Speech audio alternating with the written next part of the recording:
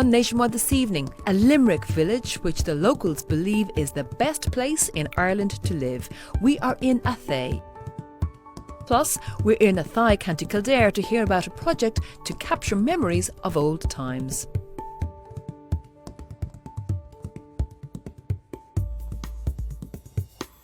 Good evening, you're very welcome to Nationwide, where as ever we're accentuating the positive in life. Now, the village of Athea in County Limerick has such an active, vibrant community that it's hard to believe that the actual population is less than 400. Now, the Tidy Towns Committee, in conjunction with the Community Council, has pioneered numerous initiatives in order to improve the quality of life for locals, as well as to entice others to come and live there. Marion Malone has their story. The small village of Athea is nestled among the hills of West Limerick, just 3 kilometres from the Kerry border, and its origins stretch back for more than a millennium. We are a very old parish. In fact, there's a site over in one of our graveyards dating back to 800 AD. It was in operation for many centuries, until we moved into the village with a mass house, and that lasted until we built our new church in 1830. The site for that church was given to us by the local landlord, Gould, and he was a very good landlord, very good to his tenants, and there was a great friendship between himself and the local people. And the people, in appreciation of what he did for his tenants, erected a Celtic cross to his memory. When I was a lad, we had 16 public houses in the village. We had the creamery, which was the important industry. Every family had a cow and supplied milk to the creamery. At one stage, we had 312 suppliers supplying milk to the creamery.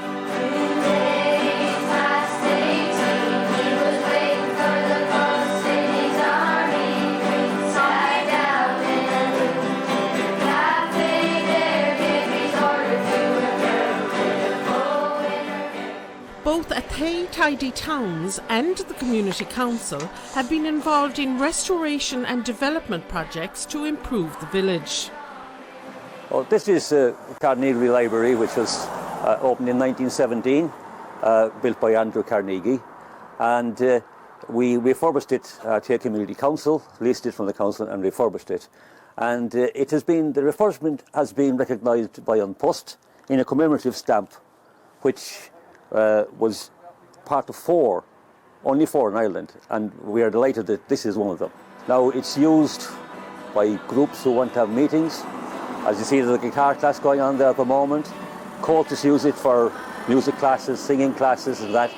Everyone uses it at the moment. It's a great asset to the community. Now we're after purchasing a building down the street, which we were leasing for the Community Council. And we now intend to do that up and make it available for start-up businesses, all that kind of stuff. Anything is possible at the moment. If you have any good projects to do in Athea, you get 100% backing from the people. They're also the most friendly, welcoming people in the world. Hello lads, how are you? You're the Nationwide crowd, I believe. You're very welcome. Take Mila Falta from Olive in Athea.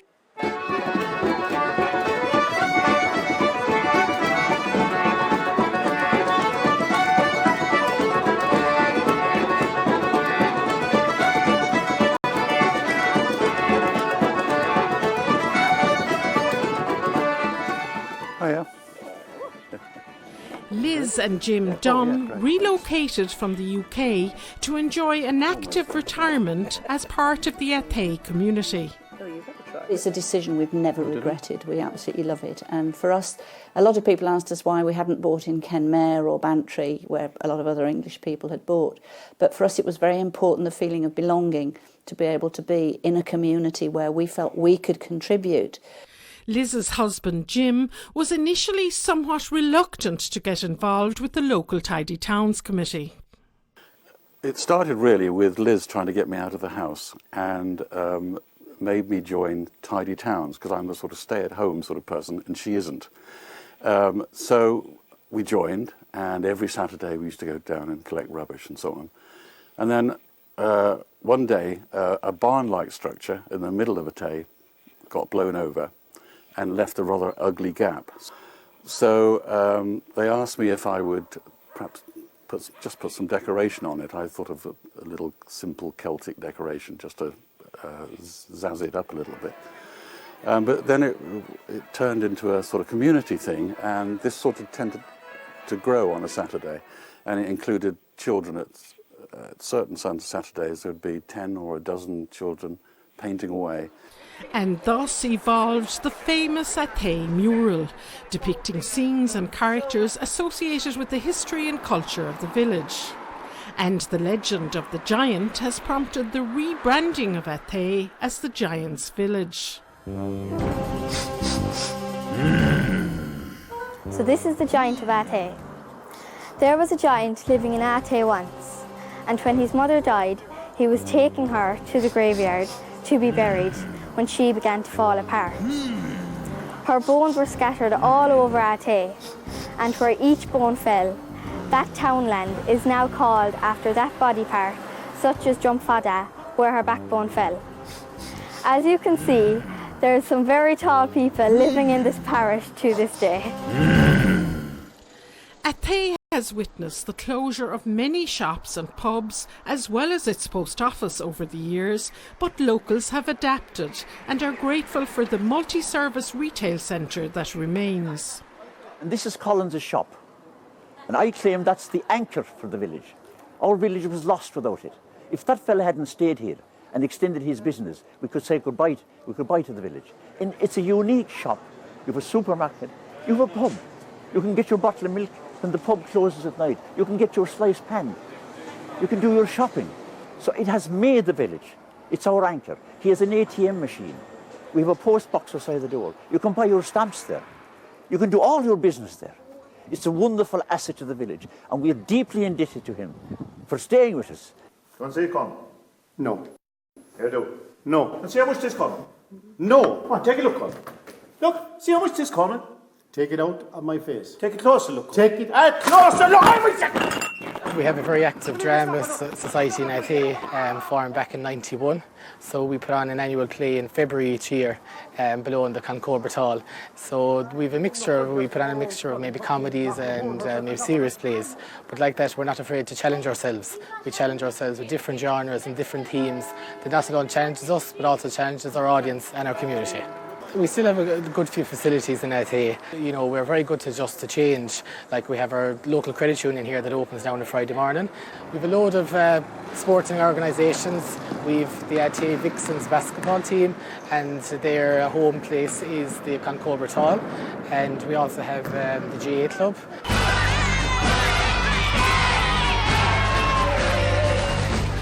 Following on from Limerick's winning the All-Ireland last year, they set up a hurling club, so that's something that has been in Athea before. So it's very exciting developments there for them, and they're doing good developments there at the moment with a walking track around, and they've reseeded the fields. And also the Athea Soccer, Athea United, we have a fantastic facility as well out at Lynn Road, and they have an all-weather AstroTurf pitch. So really we have a sporting organisation for everyone to get involved in.